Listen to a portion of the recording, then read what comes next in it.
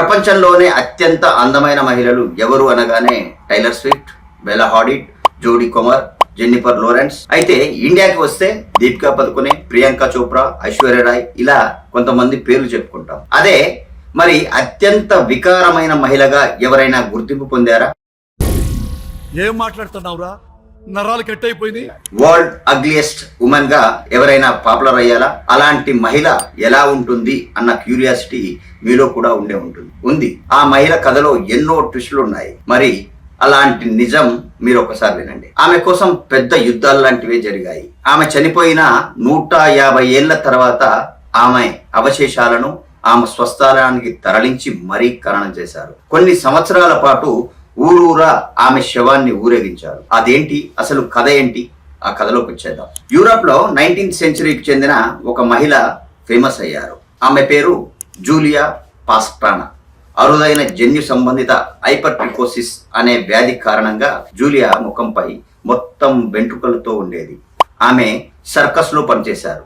Julia 1834లో జన్మించారు. ఈ వ్యాధి కారణంగా ముఖం మొత్తం వెంట్రుకలతో, అసాధారణ దవడలతో ఆమె ఇబ్బంది పడ్డారు. ఇలాంటి ఆహార్యం కారణంగా జూలియాను అందరూ కోతి అని, ఎలుగుబంటి అని రకరకాల పేర్లతో పిలిచి వేధించేవాళ్ళు. బతికున్న నాళ్ళు ఒక మనిషిలా కాదు, సర్కస్ లో ఒక జంతువులా చూశారు. కానీ ఆమె జీవితంలో కూడా ఒక మంచి సంఘటన జరిగింది. ఆమెను ఒకరు ప్రేమించారు. వినోద కార్యక్రమాలను నిర్వహించే థియోడార్ లాంట్ ను 1850లో ఆమె కలిశారు.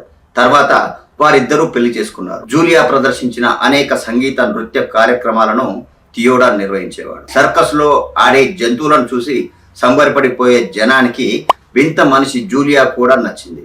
జంతువుల్లో ఒక వింత జంతువుగా ఆమెను చూడడం మొదలుపెట్టారు. సంబరపడ్డారు. ఇలా దేశాటన చేస్తున్న వారి కుటుంబానికి మాస్కోలో ఉన్నప్పుడు 1860లో ఒక కుమారుడికి జన్మనిచ్చాక జూలియా చనిపోయారు. ఇక్కడ మరో విషాదం కూడా ఆ కుటుంబాన్ని వెంటాడింది. ఆమెకున్న అదే వ్యాధితో ఆ శిశువు కొన్ని రోజులు మాత్రమే ప్రాణాలతో బతుకున్నాడు. జూలియా 1860లో చనిపోయాక ఆమెను తమ స్వంత గడ్డ మెక్సికోపై ఖననం చేయాలని కొన్నేళ్ల పాటు ఆమె మృతదేహాన్ని తీసుకొని ఆమె భర్త చాలా ఏళ్ల పాటు వివిధ దేశాల్లో పర్యటించారు. చివరికి నార్వే చేరుకున్నారు. ఈ క్రమంలో 1976లో మరో సంఘటన జరిగింది. జూలియా అవశేషాలు దొంగతనానికి గురయ్యాయి. ఎవరో వాటిని తీసుకెళ్లి చెత్తలో పడేశారు. అయితే పోలీసులు ఆమె అవశేషాలను గుర్తించారు. తర్వాత ఆమె అవశేషాలను ఓస్లో యూనివర్సిటీలో ప్రదర్శనకు ఉంచారు. అయితే ఒక వ్యక్తి మరొకరి వ్యక్తిలో వస్తువుగా మారకూడదు అని ఆమె బ్రతికున్న నాళ్ళు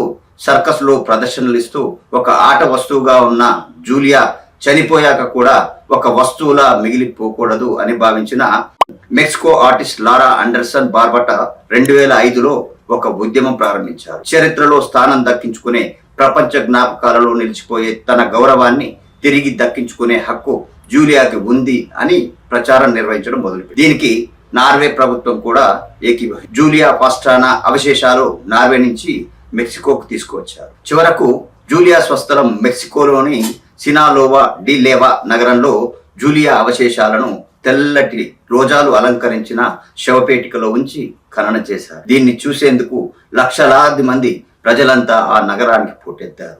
మానవ జాతి క్రూరత్వాన్ని జూలియా ఎదుర్కొన్నారు. ఆమె జీవించిన తీరు చాలా గర్వకారణమని జూలియా ఖనన సమయంలో సినోలోవా గవర్నర్ మరియో లోపెజ్ అన్నారు. నిజంగా జూలియా అసలైన అందం అక్కడే కనిపిస్తుంది. ఈ స్టోరీ మీకు నచ్చినట్లయితే నా ఛానల్ని సబ్స్క్రైబ్ చేయండి, షేర్ చేయండి. Thank you for watching.